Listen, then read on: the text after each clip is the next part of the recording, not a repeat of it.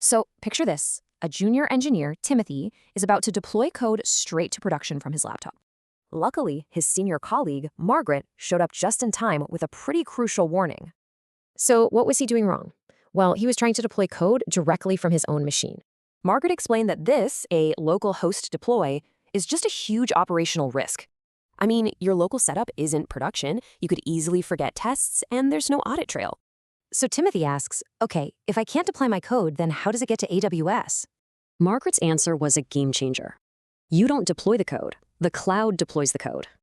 This whole process removes human error. It guarantees a standardized, safe process for every single release. All right, let's break it down. An AWS CodePipeline has 4 main stages. First is the source stage. It connects to your Git repo and just listens for changes. So when you push code, it automatically kicks off the release and pulls the latest source. Next up is the build stage. AWS Code Build spins up a clean container to run your tests. And here's the best part.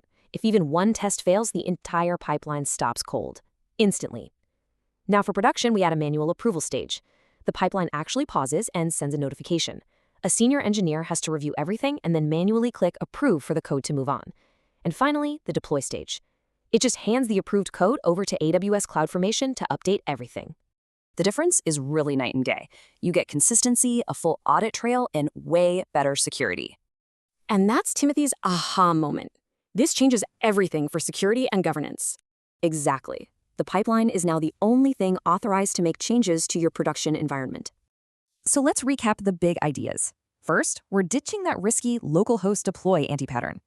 And CI/CD is the core practice that makes this whole professional, automated workflow possible.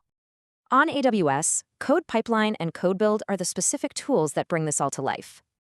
This whole system creates strong governance, enforcing the principle of least privilege for your developers. By embracing automation like this, you make deployments way more reliable and secure, just like Timothy did.